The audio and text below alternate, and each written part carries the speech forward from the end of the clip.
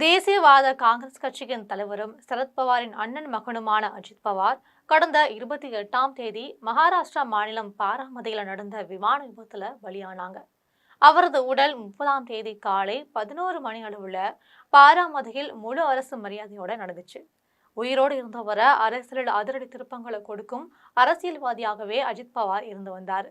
சொந்த சித்தப்பாவான சரத் பவாருக்கு இருமுறை அதிர்ச்சி கொடுத்த வரலாறுமே அஜித் பவாருக்கு இருக்கு. எப்படி ராமதாஸ் மகன் அன்புமணியிடம் கட்சியையும் சின்னத்தையும் இழந்தாரோ, அதே போல சரத்பவாரும் தனது மகனிடத்துல கட்சியையும் சின்னமான கடிகாரத்தையும் இழந்த கதையுமே இருக்கு. அதாவது கடந்த 2023ஆம் ஆண்டு தேசியவாத காங்கிரஸ் கட்சியை உடைத்து தனது ஆதரவு எம்எல்ஏக்களோட பாஜக கூட்டணியில இருமுறை சேர்ந்தாரு அஜித் பவார். அப்படித்தான் மகாராஷ்டிரா மாநில துணை முதல்வர் ஆனாரு. ஆனா தவறுகளை உணர்ந்து பாஜக கூட்டணியில இருந்து பிரிந்து மறுபடியும் சித்தப்பாவோட சேரும் மனநிலையில இருந்த போதுதான் விமான விபத்துல அவர் உயிரிழந்து போனார். இந்த நிலையில அவரின் மனைவி சுனத்ரா பாட்டீஸ் மகாராஷ்டிரா துணை முதல்வராக பதவியேற்க உள்ளதா தகவல் வெளியாகி இருக்கு.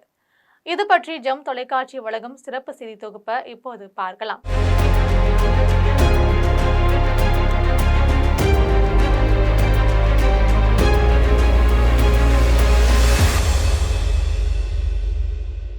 கணவர் இறந்து 3 நாட்களுக்குள் சுனத்ரா பதவியேற்பது வியப்பையை ஏற்படுத்தியிருக்கு.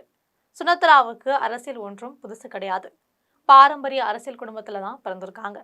இவருடைய தந்தை, சகோதரர் ஆகிய எல்லோருமே அரசியல்ல தான் இருந்திருக்காங்க.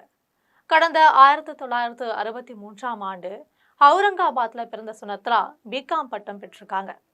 1985ஆம் ஆண்டு அஜித் பவாரை திருமணம் செஞ்சாங்க. திருமணத்திற்கு பிறகு பாராமதியில் மிகப்பெரிய டெக்ஸ்டைல்ஸ் நிறுவனத்தை நடத்தி வந்திருக்காங்க. வித்யா பிரதிஷ்டான் என்ற கல்வி குழுமத்தை நடத்தி வந்திருக்காங்க. அங்கு 25,000த்திற்கும் மேற்பட்ட மாணவர்கள் படிக்கிறாங்க. திருமணத்துக்கு பிறகு இல்லத்தரசி, தொழிலதிபர் என்ற அடையாளத்தோட மட்டுமே வலம் வந்த சுனத்ராவை 2023ஆம் ஆண்டு அஜித் பவார் அரசியலுக்கு கொண்டு வந்தாங்க. 2023ஆம் ஆண்டு தனி கட்சி கண்ட அஜித் பவார் 2024ஆம் ஆண்டு பாராமதி தொகுதி மக்களவை தொகுதியில தேர்தலில் போட்டியிட வச்சாங்க. இவரை எதிர்த்து களத்தில் நின்றவர் வேறு யாரும் இல்ல, சரத்பவாரின் மகள் சுப்ரியா சுலே தான். இந்த தேர்தலில் கிட்டத்தட்ட 1.5 லட்சம் ஓட்டுகள் வித்தியாசத்துல சுப்ரியாவிடம் சுனத்ரா தோல்வியுண்டாங்க. இருந்தாலும் மனைவியை எம்பி ஆக்காமல் விடமாட்டேன்னு அஜித் பவார் கங்கணம் கட்டி கொண்டாரு.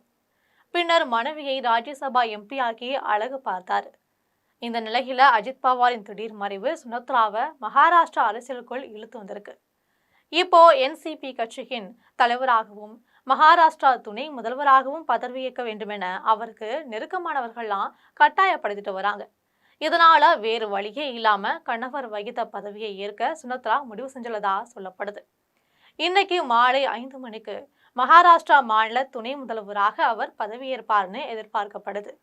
இந்த தகவலை உறுதி செய்யும் வகையில தெற்கு மும்பையில் அஜித் பவார் வசித்து வந்த தேவ்கரி வீட்டுக்கு நேற்று சுனத்ரா வந்திருக்காங்க. மகாராஷ்டிரா துணை முதல்வராக சுனத்ரா பதவியேற்றால் அந்த மாநிலத்தின் முதல் பெண் துணை முதல்வர்ங்கிற பெயருமே அவருக்கு கிடைக்கும். மகாராஷ்டிரா முதல்வர் தேவேந்திர பட்னாவிஸ், அஜித் பவாரின் கட்சி எங்கள் கூட்டணியில இருக்கு. அவரின் திடீர் மறைவுக்கு பிறகு குடும்பத்தினர் எடுக்கும் எந்த முடிவுக்குமே பாரதிய ஜனதா கட்சி ஆதரவு அளிக்கும். அவரின் கட்சி மற்றும் குடும்பத்தினருக்கு எந்த சூழலையுமே பாரதிய ஜனதா கட்சி துணை நிற்கும்னு தெரிவிச்சிருக்காரு. மகாராஷ்டிரா மாநில அமைச்சரும் அஜித் பவார் கட்சியின் தலைவர்களில் ஒருவருமான சுகன் புஜ்பால் சுனத்ரா பவாருக்கு இந்த பொறுப்பு வழங்கப்படணும் அப்படின்னு நாங்கள் வலியுறுத்தினோம். இந்த கோரிக்கை நியாயமானது. அடுத்து எங்கள் கட்சியை சரத்பவாரின் கட்சியோட இணைக்கணும். இதற்கான பணிகளை சுனத்ராவால் தான் செய்ய முடியும். கட்சியின் தலைவர் யார் என்பது போன்ற கேள்விகளுக்கு விடை காண அவரால் தான் முடியும்னு சொல்லியிருக்காங்க. மும்பையில இன்னைக்கு மதியம் அஜித் பவார் கட்சியின் எம்எல்ஏக்கள் கூட்டம் நடக்குது. அதுல சுனத்ரா முறைப்படி கட்சியின் சட்டமன்ற தலைவரா தேர்வு செய்யப்பட இருக்காங்க. தொடர்ந்து மாலையில் நடக்கும் எளிய விழாவில் மகாராஷ்டிரா மாநில துணை முதல்வராக பதவியேற்பார்னு சொல்லப்படுது.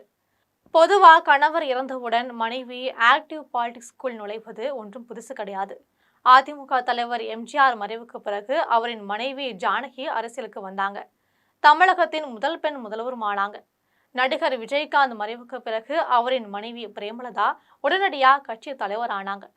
வரும் சட்டமன்ற தேர்தலில் வெற்றி பெற்று சட்டசபைக்கு நுழையும் தருணத்தை எதிர்பார்த்து அவர் காத்துட்டு இருக்காங்க. ஆனா இந்த விஷயத்துல காங்கிரஸ் கட்சி தலைவர் சோனியா காந்தி சற்று வேறுபட்டு நிற்கிறாங்க. கடந்த 1991ஆம் ஆண்டு ராஜீவ்காந்தி கொல்லப்பட்டிருக்காங்க. அப்போது காங்கிரஸ் கட்சி தலைவர்கள் சோனியா காந்திய எப்படியாவது கட்சி தலைவராக்கிடணும் அப்படின்னு முயன்றாங்க. ஆனா கட்சி பதவியை அவர் உடனடியா ஏற்றுக்கல, உறுதியா மறுத்துட்டாங்க. இதற்கு பின்னர் நரசிம்மராவ் காங்கிரஸ் கட்சி தலைவர் மற்றும் பிரதமராகவும் இருந்தாங்க. அதற்கு பின்னர் சீதாராம் கேசரி காங்கிரஸ் கட்சி தலைவராக இருந்தாங்க. தொடர்ந்து 1998ஆம் ஆண்டே காங்கிரஸ் கட்சி தலைவராக சோனியா காந்தி பொறுப்பேற்றார் என்பது குறிப்பிடத்தக்கது.